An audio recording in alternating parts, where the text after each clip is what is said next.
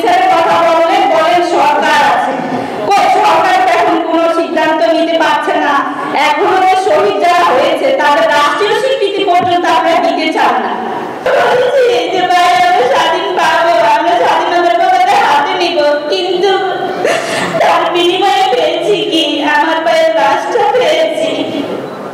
দেশের number 1 trading app Nifty ফার্স্টে পাচ্ছেন ট্রেডিং এর সব সুবিধা, dual exchange access, company analysis, portfolio তৈরি করা সহ আরও অনেক ইউনিক ফিচারের সাথে ট্রেড করতে ডাউনলোড করুন এক্ষুনি। বিশেষ অতিথি অ্যাডভোকেট ডক্টর হেলালুদ্দিন এবং সভাপতি শামসুর রহমান, উপস্থিত সবাইকে এবং শহীদ পরিবার, আহত পরিবার, সালাম আলাইকুম। ওয়ালাইকুম সালাম।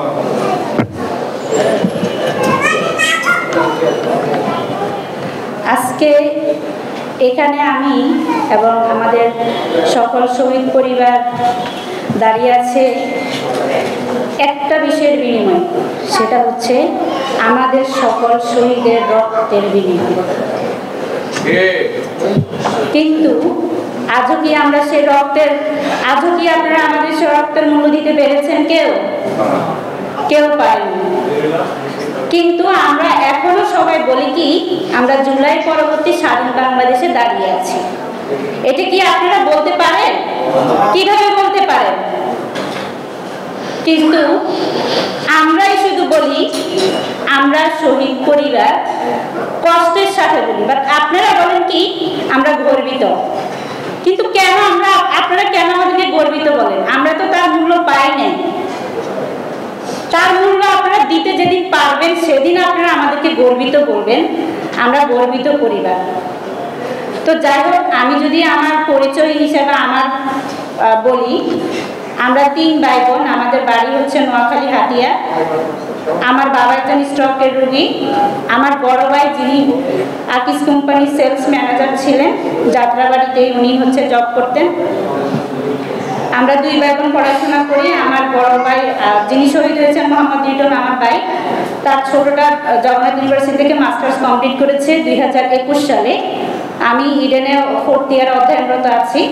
তো আমার ভাই 2016 সাল থেকে আমাদের পড়াশোনা এবং আমাদের পরিবারের, এবং তার 3টা সন্তান আছে,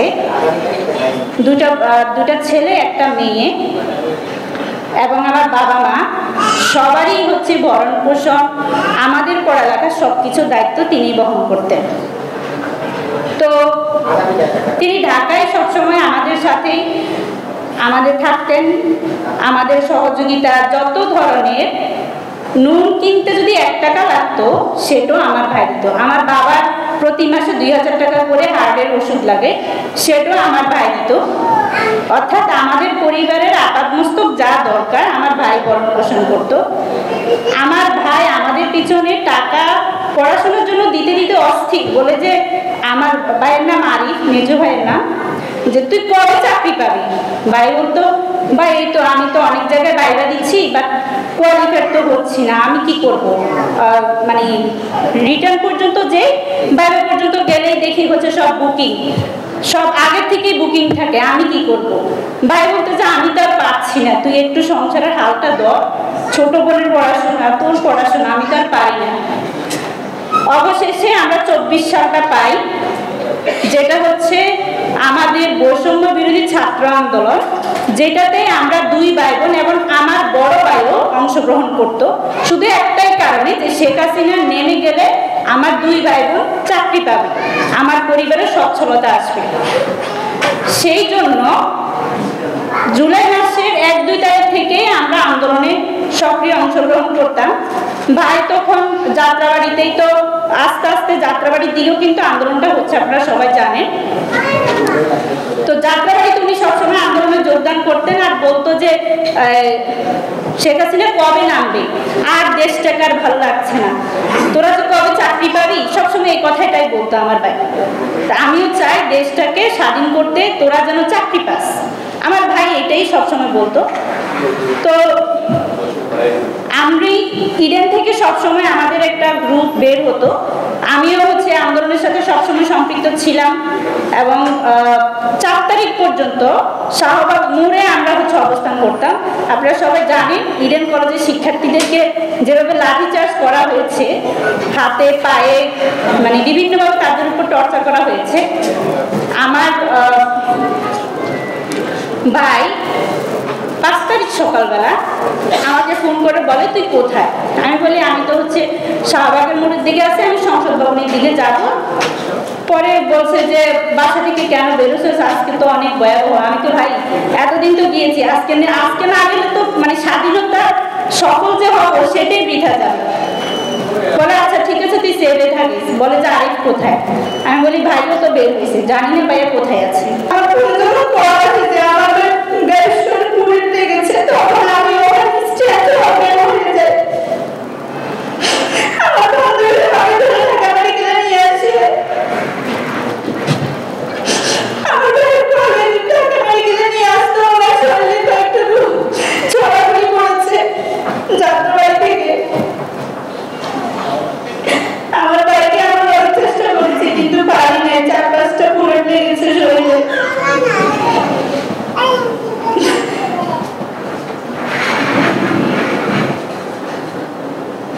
আমার ভাই 5:40-এ সাদা বরণ করে। তখন সবাই আনন্দের মিছিল করছে, কিন্তু আমরা কি করছি? আমাদের চোখে ছিল অস্ত্র, আমার ভাইয়েরা লাশ ছিল আমাদের হাতে। আমরা যখন আমার ভাইকে নিয়ে যাত্রাবাড়িতে যাচ্ছিলাম তখন দেখি সারা রাস্তায় জালিমাদের প্রতারণা ছিল। আমাদের হাতে ছিল আমার ভাইয়ের লাশ। আমিও বলছি যে ভাই আমরা স্বাধীন পাবো, আমরা স্বাধীনতার পতাকা হাতে নিব, কিন্তু তার বিনিময়ে পেয়েছি কি? আমার ভাইয়ের লাশটা পেয়েছি। আমার ভাইয়ের পরিবর্তে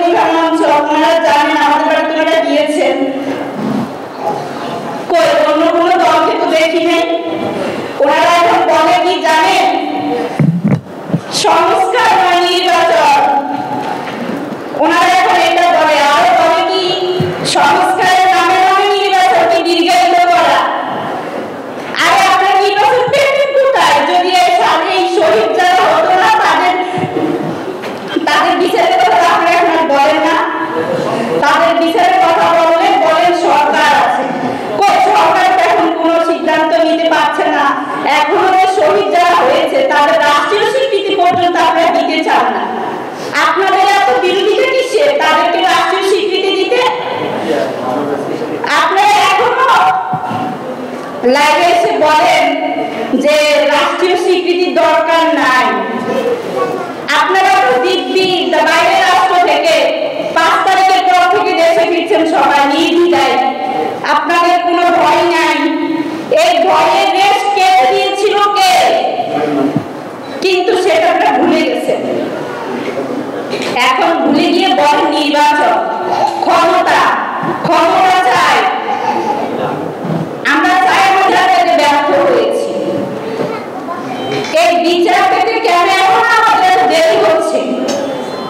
আপনারা তো কেউ জবাব দিতে পারছেন না। আমরা বাংলার মাটিতে নির্বাচনের আগে চাই আমাদের শহীদ পরিবারের এবং আহত যারা আছে তাদের সুচিকিৎসার ব্যবস্থা, আমাদের শহীদ পরিবারের যারা আছেন তাদের সবাই খুনিদের বিচার চাই এবং আমাদের পুনর্বাসনের অধিকার চাই। এবং আমরা যারা শহীদ পরিবার আছি, যাদের প্রত্যেকটা পরিবার অন্তত যোগ্যতা অনুযায়ী তাদের সবকিছু বিবেচনা করে আপনারা একটা চাকরির সুব্যবস্থা করে দিতে চান, কিন্তু না, আপনারা সেই সব বিষয়ে কোনো কর্ণপাতই করছেন না। আপনারা আমাদের ক্ষমতা নিয়ে আছেন। তো যাই হোক, আমি অনেক কথা বললাম। সর্বশেষে যদি এটাই বলি, বর্তমান পর্যন্ত গত জুলাই থেকে আজকের জুলাই 15 তারিখ পর্যন্ত আমাদের সাথে যে দলটিকে আমরা এখনো দেখতে পাচ্ছি, সার্বিকভাবে জামাত ইসলামী দলটাকে আমরা দেখতে পাচ্ছি। ওনাদের সহযোগিতায়, ওনাদের আশ্বাসে আজও আমরা মাথা উঁচু করে দাঁড়িয়ে আছি। আমরা একটা আশ্বাস পাই যে না, পরবর্তীতে আমরা যদি ওনাদেরকে পেয়ে থাকি তাহলে আমাদের সব বিষয়ে সুব্যবস্থা থাকবে এবং আমাদের বিচার নিশ্চিত হবে।